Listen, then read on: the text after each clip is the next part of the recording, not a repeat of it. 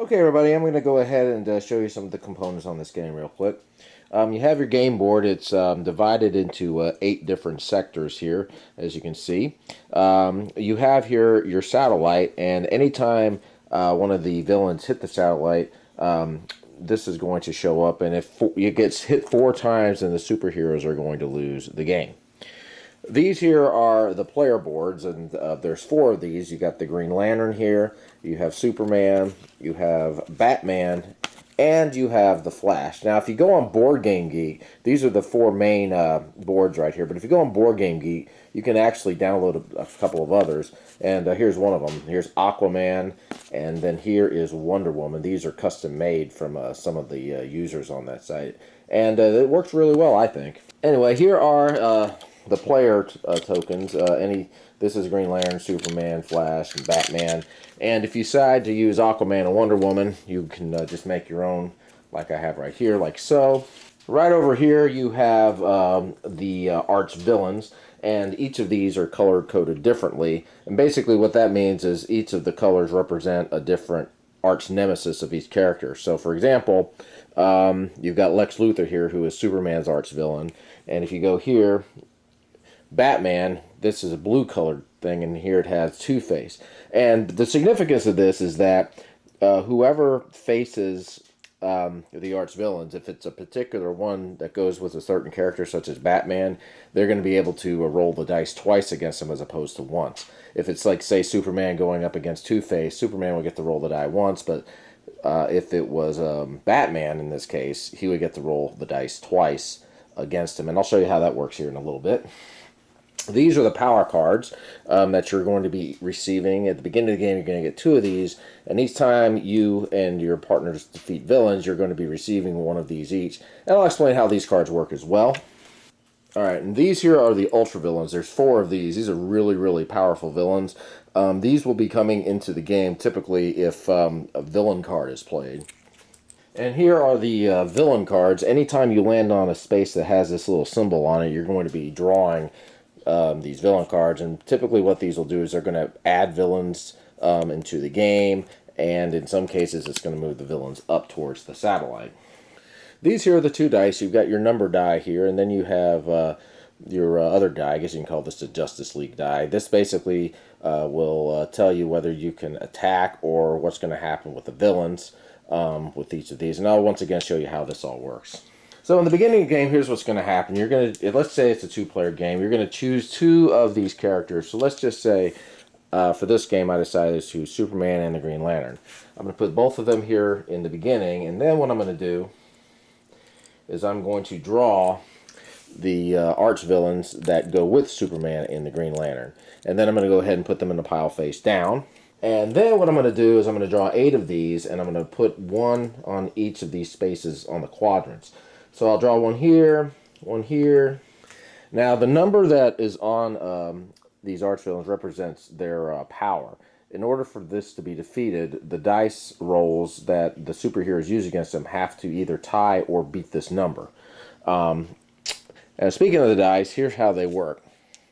If you roll this, this is going to give the person who is the superhero a chance to attack. This is going to move the villain up 2 spaces depending on what you roll on here. So if I rolled a 2, the villain in space number 2 would move up 2 spaces. And the villain in this one would move up 1 space. This will allow another arch villain to enter the game. And if you roll whatever number you roll, that will be the quadrant that he will start on. This is not used for the ultra villains, and I'll talk about those too in a minute. So once you run out of the arch villains that are not in play, you don't have to worry about this anymore. Now, when you look at your player card, you're going to note that there are a couple of superpowers that he has. In Superman's case, he has what's called Super Breath, and he will be able to move 1 villain of his choice in the sector that he is in back to the outermost space. And he also has one called Faster Than a Speeding Bullet, move Superman and another hero to any space. And this is where the power cards come in. If you look at these power cards, you're going to see that there's 3 different colors along with these different symbols. The symbols represent these things right here. So if Superman was on a yellow space over here, for example, and he were to play this card with the little cloud-looking thing, he would be able to activate this superpower right here, which is the Super Breath.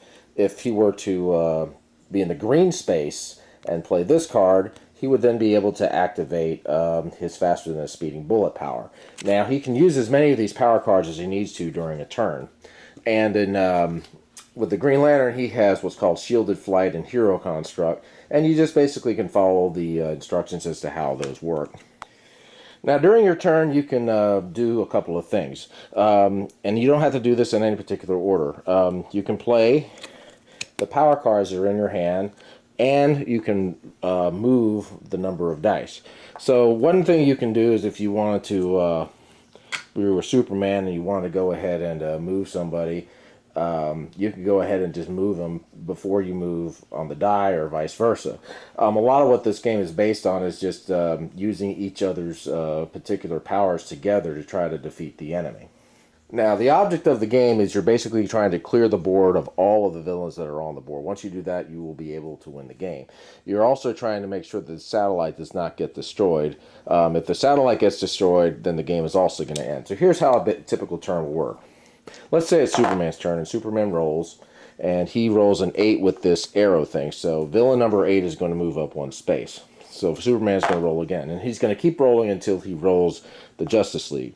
3 has been rolled, and so now this guy is going to move up 2 towards the satellite. Rolls again, and now Superman has rolled he has rolled the Justice League and an 8. So now what Superman can do is he's going to look at his power cards that he has in play.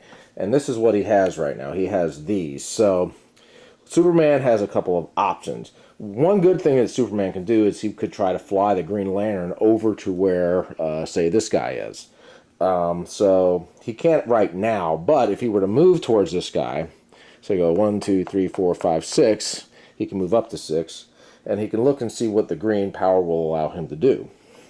And green has this symbol, and if you look at this symbol, this will allow Superman to move another hero to that space. So Superman can play a card and then move Green Lantern over here. Now what this is going to allow Superman to do is he's going to have a little bit of help trying to fight this guy. So now Superman says, okay, I'm going to go ahead and fight. Superman will get to roll the dice twice against him because he is one of Superman's arch villains, and Green Lantern will get to roll against him once. So let's just say Superman rolls, he rolls once, he rolls twice, he gets a 6, doesn't look good. And Green Lantern rolls a 12. So the enemy has not been defeated at this point, so both of them are going to have to go back. Now, if he had been defeated, he would have been removed from the game, and then both Superman and the Green Lantern would have received a power card. Now, if only Superman had defeated him, only Superman would receive the power card. So anyway, since Superman and Green Lantern lost, they now go back, and now it is Green Lantern's turn. So Green Lantern rolls, and he's rolled a 6, and now he's reached this symbol, so now we have to go ahead and pick up a villain card. And the villain card says, select a captured villain with the highest strength, etc.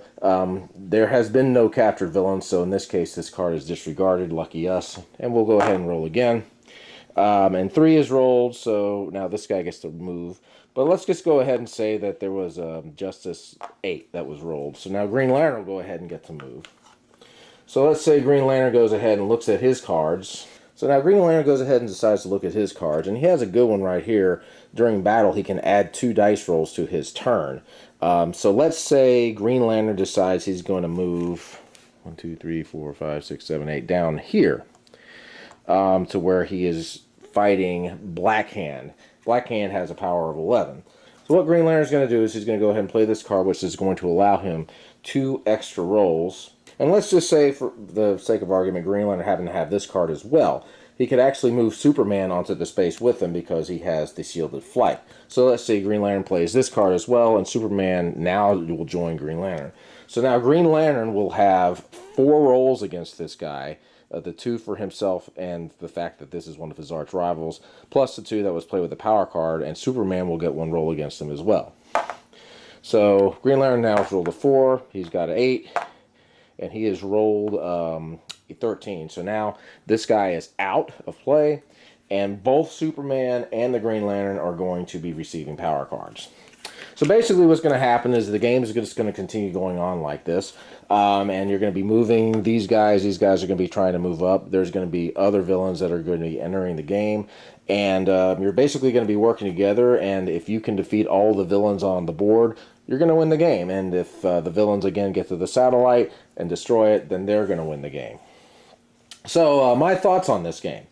Well, this is a game where you really have to read the rules and try to understand it, because if you miss any part of the rules, the game becomes impossible to play. This I have realized. But I do like the uniqueness of the game. I like the fact that it has partnerships and it has some multiple superheroes. And I'm really, really glad that some people on Board Game Geek stepped up and allowed a couple of these extra superheroes to be in the game. Because it really does add some different strategies and everything like that. I would say this game is really good if you're wanting to teach somebody how to play these types of games. This is a really good one to do. And you can make this game as easy and as hard as you want. You can actually add in all the arch villains if you want to, as opposed to just doing the ones that are affiliated with the two characters or whoever's on the board. You could actually use the other characters, like these guys are affiliated with Flash, but even if Flash isn't in the game, you can still use them. It's an enjoyable little game. I would recommend getting it if you see it, but, you know, I wouldn't spend too much money on it. But anyway, that's my review. Y'all have a great day.